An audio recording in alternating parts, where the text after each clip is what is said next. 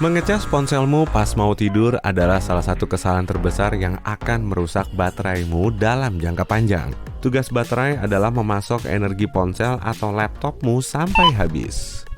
Jadi, yang terbaik adalah biarkan baterai melakukan tugasnya. Idealnya, kamu harus menjaga bateraimu terisi antara 20% sampai 80% agar daya tahannya lebih lama. Jangan sampai kamu membiarkan baterai ponselmu hingga 0%, sebab hal itu juga akan membuat bateraimu cepat rusak. Nggak masalah sesekali meninggalkan ponselmu dengan kondisi dicas, tapi mengecas ponsel di bawah sinar matahari adalah kesalahan besar. Baterai akan butuh waktu lebih lama sampai terisi penuh dan lebih cepat menyerap panas, membuatnya mati karena tekanan ekstrim baterai seringkali cenderung terlalu panas. Jadi menaruhnya di bawah sinar matahari ibarat memanggang seloyang cookies terlalu lama.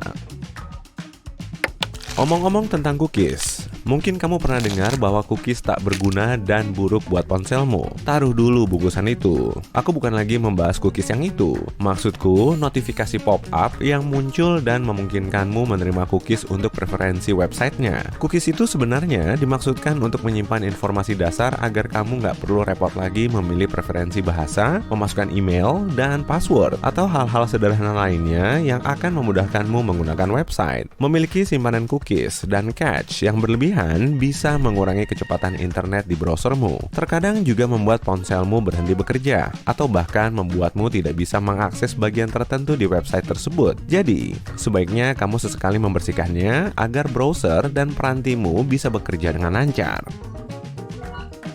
Hindari mengunduh aplikasi dari sumber-sumber nggak jelas, meskipun ada tanda mencolok dengan tulisan gratis. Aplikasi-aplikasi tersebut membawa virus atau malware yang bisa berbahaya bagi ponselmu atau merusak datamu.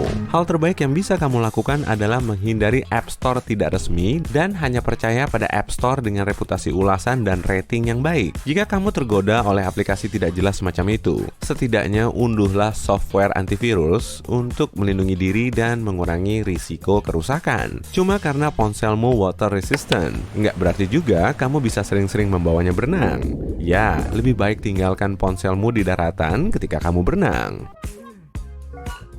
Water resistance cuma berarti bahwa kalau ponselmu tidak sengaja ketumpahan air, kamu nggak perlu khawatir ponselmu akan rusak parah. Terpapar air selama 5-30 menit nggak masalah, tapi masih berisiko. Dan yang lebih penting lagi, jangan sering-sering celupkan ponselmu ke dalam air, meskipun cuma sebentar. Paparan air yang lama akan merusak perangkat kerasnya, dan akan membutuhkan banyak biaya untuk perbaikan.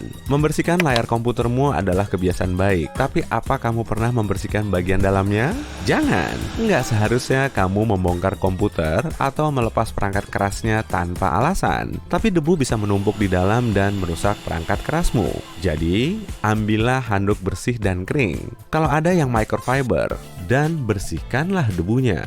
Pastikan membersihkan kipasnya dan sudut-sudut di dalam yang penuh debu dan kotoran. Kamu pasti terkejut waktu menemukan rambut, remah-remah, dan kotoran lain di dalam komputermu.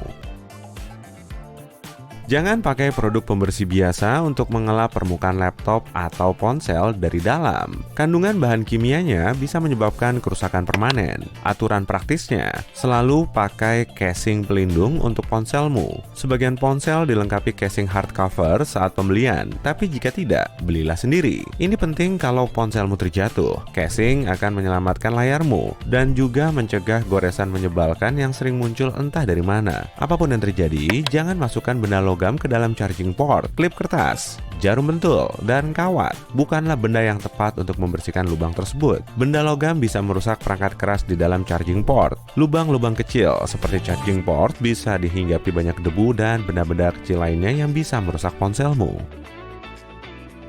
Gunakan benda dari kayu seperti tusuk gigi untuk membersihkan tepinya.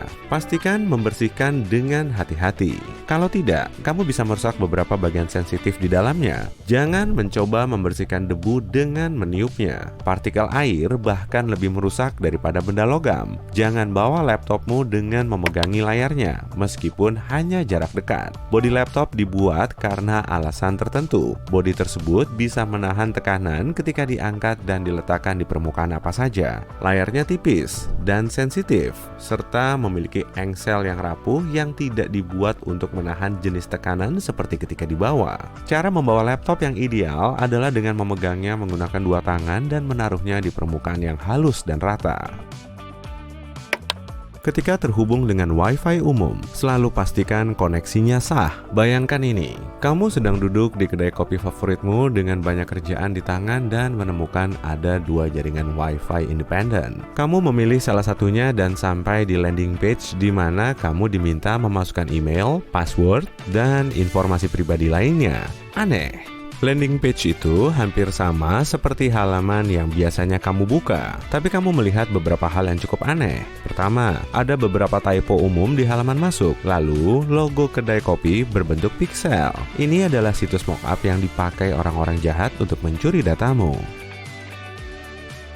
Karena mereka yang mengendalikan situs tersebut, mereka bisa melihat email dan passwordmu, juga dapat memiliki akses ke rekening bankmu serta informasi sensitif lainnya.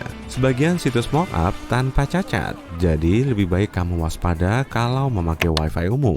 Ketika ada yang rusak, lebih baik diperbaiki di dealer resmi. Mereka sudah terlatih untuk memperbaiki peranti khusus dan bisa menjamin tersedianya suku cadang tertentu dari perusahaan. Bengkel tak resmi bisa merusak perantimu, terutama untuk gawai unik yang cuma bisa diperbaiki oleh pusat resmi. Berhati-hatilah saat memilih tempat untuk memperbaiki gawaimu.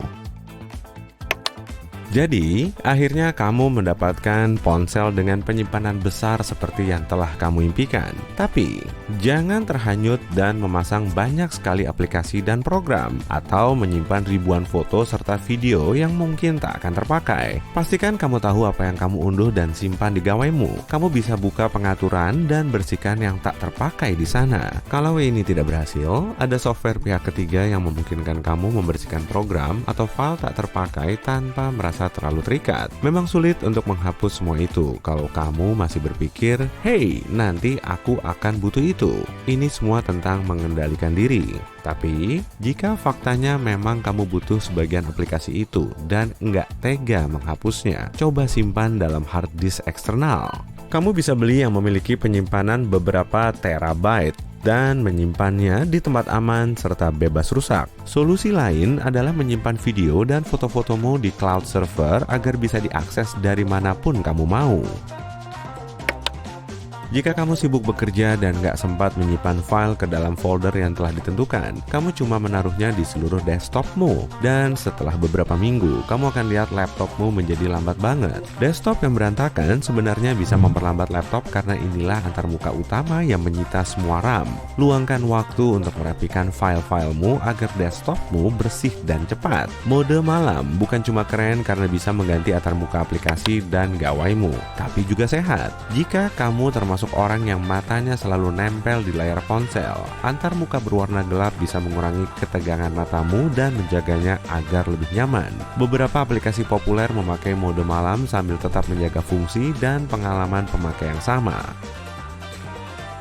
Keuntungan lain dari mode malam adalah kamu bisa menghemat baterai lumayan banyak. Jika layar ponselmu jenis OLED atau AMOLED, semua piksel gelap yang nggak bersinar nggak menghabiskan baterai. Jadi, jika kamu nonton video, semua yang gelap atau hitam bukanlah piksel aktif, yang artinya ponselmu nggak memakai baterai untuk memasok daya ke bagian layar tersebut. Jika kebanyakan aplikasi dan antarmuka ponselmu adalah mode malam, kamu sudah pasti menghemat baterai. Mungkin kamu juga bisa hemat baterai tanpa menggunakan kunci layar dan layar beranda dengan animasi yang mewah. Biarkan keduanya tetap hitam polos. Biasanya, kamu melakukan navigasi melalui layar beranda untuk menemukan aplikasimu, dan pastinya akan lebih mudah dan cepat dengan latar belakang gelap polos.